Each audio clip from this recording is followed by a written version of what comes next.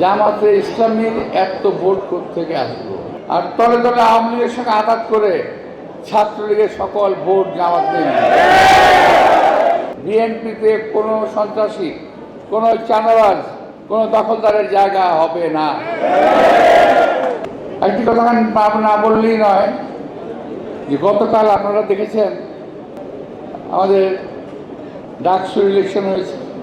ইলেকশনে বিএনপি হেরে গেছে, এটা আপনারা বলতে পারেন, কিন্তু আমি কিন্তু বলতে পারি না যে ঢাকা বিশ্ববিদ্যালয়ে জামাতে ইসলামীর এত ভোট থেকে আসলো। আমার তো হিসেবে মিলে না ভাই।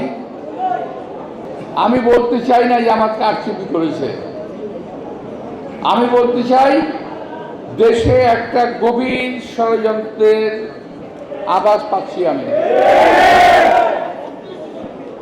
কারণ আমরা যখন বিভিন্ন দল একসঙ্গে বসি তখন যে আমাদের সেভেন নেতারা বারবার আমাদেরকে বলেন কি জানেন, যে ভাই খেয়াল রাখেন আওয়ামী লীগ যাতে আর ক্ষমতায় আসতে না পারে, আওয়ামী লীগ ঠেকান সবসময়, যে আওয়ামী লীগ আসলে সবাইকে কুচু কাটা করবে, এটা তাদের ডায়লগ। আমরা সেভাবেই চললাম, আর তলে তলে আওয়ামী লীগের সঙ্গে আঘাত করে ছাত্রলীগের সকল ভোট জামাত নেই। বুঝতে পারছেন? এখন বিএনপির বিরুদ্ধে দেশে এবং দেশের বিরুদ্ধে এই দেশের বাইরে ষড়যন্ত্র হচ্ছে। কারণ বিএনপি একটি মাত্র দল বাংলাদেশে, যেই দলের হাতে বাংলাদেশের স্বাধীনতা নিরাপদ। জীবনের সব আয়োজন এখানে একসাথে। সার্বভৌমত্ব নিরাপদ, মানুষের জান মাল নিরাপদ।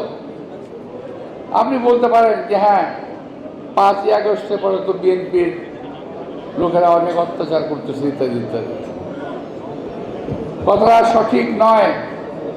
বিএনপির সঙ্গে আওয়ামী লীগ মিশিয়ে অপকর্ম করছে, আবার জামাতের সঙ্গে আওয়ামী লীগ মিলে অপকর্ম করছে। সমস্ত দোষ বিএনপির উপরে আসছে। আর বিএনপির ছেলেরা তারা কিছুই বোঝে না, তা আমি বলবো না, বুঝে তারা এই লোক সামাল দিতে পারে নাই হয়তো বা।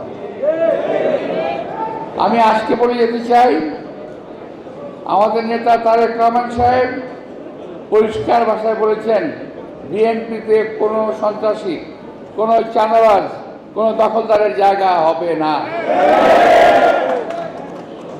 এখনো যদি কেউ সামাল না দেন, এখনো যদি নিজেকে ঠিক না করেন, তাহলে যদি খবর আসে ইনশাল্লাহ আপনাদের বিরুদ্ধে ব্যবস্থা নেওয়া হবে। তার মনে রাখতে হবে বিএনপি স্বাধীনতার ঘোষক শহীদ রাষ্ট্রপতি জিয়া রহমানের দল। মনে রাখতে হবে বিএনপি দেশনেত্রী বেগম খালেদা জিয়ার দল।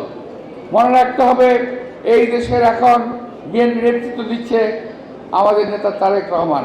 সুতরাং এখানে চাঁদাবাজির কোনো জায়গা নাই, এখানে দখলদারির কোনো জায়গা নাই।